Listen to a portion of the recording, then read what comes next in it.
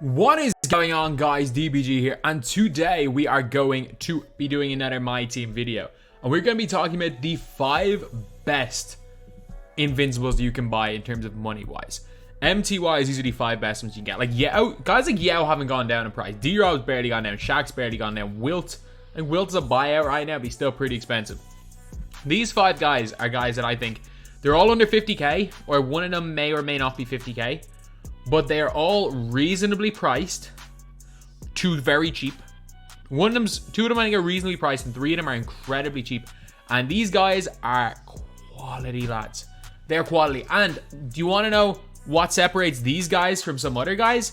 There are no tactical downgrade versions of the cards. Like, some guys are pretty good. Like, if you want to say Larry Bird is pretty good and put him in this video, that's fine. But if you're trying to tell me that Larry Bird is any better than this card right here, who is 13k, and he's 5 times the price, yeah, no, there's no point. These guys do not have another auctionable dark matter or an auctionable opal that is close to it. Some of them have auctionable opals, but their auctionable opals aren't even on the same stratosphere. So anyway, yeah, before we get on to it again, if you guys are new to the channel, subscribe. We're trying to 275,000 subscribers by the end of the month. Not by the end of the month, by the new game. We're probably not going to hit it. We're on about 270,000, about 700. We're probably going to end up at 71, 72k by the new game. But at the end of the day, it doesn't really matter. It's still a crazy number that I would have never thought we would have hit. So let's get on to it. The first player is one that I'm kind of shocked that he was one of the guys that went super cheap. And this is arguably, outside of Ben Simmons, the best point guard in the invincible tier. Like, this guy is, you could argue that outside of Simmons, he's the best. I didn't even see, I might win him at this. No. But like Manu Ginobili, right now, he's under 10k. He's under 10k, and what you're getting is a spectacular card. Like, I picked my one up for 8k earlier, he's gone up a little bit. But 10k is still so cheap for what he is. Still stupidly cheap. If you've ever seen Manu Ginobili, like Manu, literally, he's a point guard. Hot zones everywhere. And it's the release. I don't know. One annoying thing is, again, why does Manu have hair when his invincible picture is bald? But it doesn't make a difference. But he is quite a bit better than the Galaxy Opal.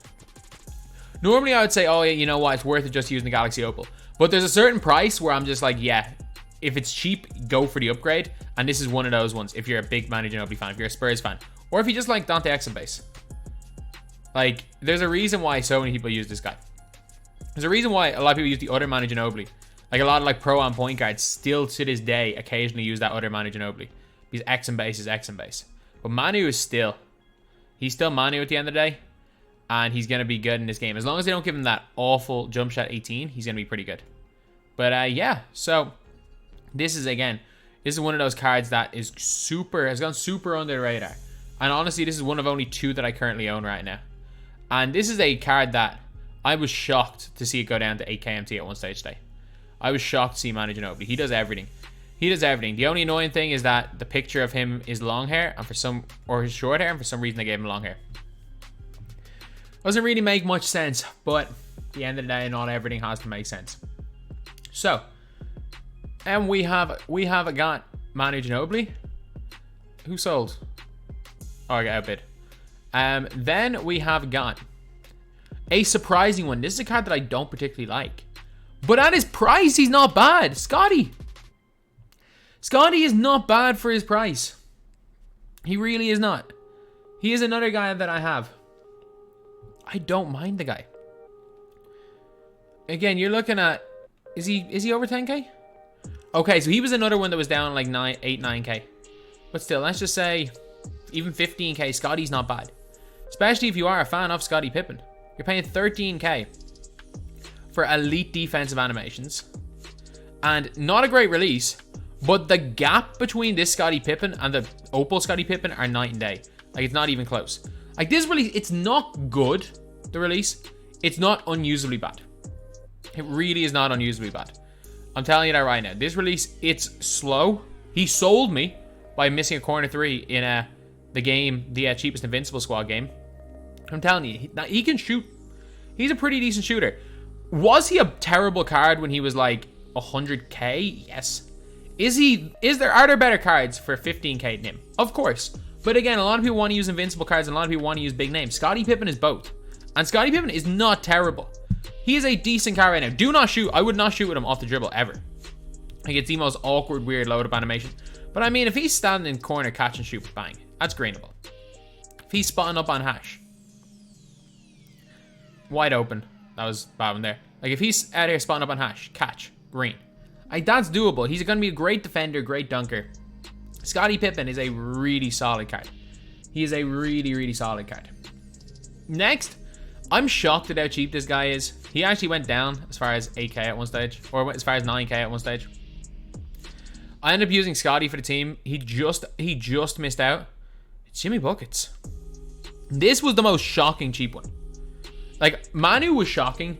Scottie, not so much. This was the most shocking of the cheap cards. And he's actually gone back up. He went below 10k. And still, even if you're looking at 15k for Jimmy, Jimmy's worth that. He's 100% worth that.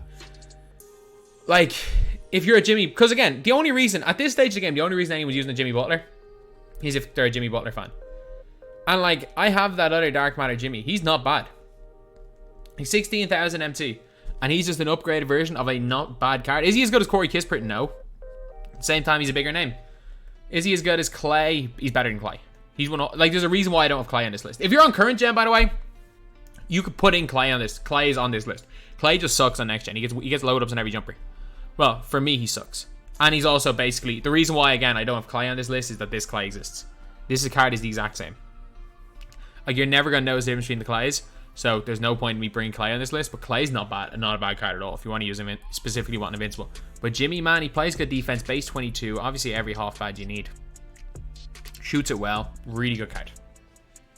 Then, after Jimmy Butler, we got one of the weird ones. And this guy, right, I might use this guy on my squad. I legit might play this guy point guard for the rest of the year, or two guard for the rest of the year. Why? Because it's fun. It's Hondo. I don't know why. Disable that. Hondo's 30k. He's 30k Dwayne Wade. And Dwayne Wade's still 100k. He is literally 30,000 MT Dwayne Wade. He's got 99 three-pointer. He's got 97 driving dunk, base 98, 99 block, 99 steal. There's a reason why all the Pro-Am point guards are still using this guy on current gen. Hondo is Hondo. Hondo's incredible. He is absolutely incredible. And for 30,000 MT, 30,000 MT, you are getting what is easily a top. If you are a 3-hunter, he's a top 2 point guard, only behind Cade Cunningham on current gen. He's also arguably a top 10 point guard overall. For 30k, you're getting a really, really good price. For him, that's a really good price in my opinion. Hondo is a great player. And then, the last player on this list. The last player on this list is a big man. It is a big man that I actually think is really good. It's Chris Bosh. I rate Chris Bosh very highly. He's so much better than the other Dark Matter, it's not funny. Like, it's not funny. Like, slasher dribble style and his ability to side and Curry slide is huge. So like, he's a little bit expensive. The problem is that I don't want this all to be guards, and I want to at least put a big man in there if you want to use an invincible big. And like, the other invincible bigs are all ludicrously overpriced. Like, he's better than Kevin Garnett, and he's way cheaper than Kevin Garnett.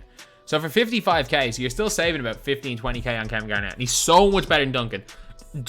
Please do not buy Duncan because he's an invincible. Duncan sucks. Duncan absolutely sucks this year. But he's 6'11", he can side to side, he can curry on next gen. He's also got one of the best releases in the game on current gen and base 29. He's got, again, 98.9 and everything. He's a more recent invincible, so he gets those extra half badges. 6'11", good wingspan, good player, but good at the 4, good at the 5. Chris Bosh, absolutely fantastic. He's one of the best bigs in the game. And like, you could argue, if you like base 29, you could argue he's the best power forward in the game. Straight up, you can. I wouldn't say that, but if you're chicken with base 29, you can make the argument that he is the best power forward in all of my team. And he's 50k. So there aren't any real good, like, quote, cheap invincible big men. So at this stage of the game, most people probably have 500k to spend the team. And if I was doing that, Chris Bosh would be the first player in that team. He would be the first player in the team if I was to make like a 500k invincible squad. Because outside of Hondo and Jimmy, probably, he might be the next best value of all these cards right here. So anyway, yeah, that is pretty much it, lads. That is the video. These guys are the five best opals that you can buy, or dark matters you can buy. The rest of these guys either have tactical downgrade options, like even the likes of John Stockton and Chris Paul just have Team USA cards. The rest of these invincible guys that are out, the cheap ones, Anthony Edwards is all right, but again, is Anthony Edwards that much better than his other dark matter? No. He is cheaper though, so you might go for that one. Clay has another dark matter that's basically the same price. Larry has a dark matter that's way cheaper, that's as good. Trying to think who else there is. LaMelo may not be about pickup, he's just a little bit overpriced. Harden has another card that does the exact same thing. Who else is there? Big O. I don't rate Big O very highly. Zion is still very expensive, surprisingly enough. And then the rest, again, even Kristaps is kind of cheap, has another dark matter, does basically the same thing. So these are the 5 guys that I've thought, you know what, their lower overall cards are nowhere near as good. Are they the best value cards in the game? No.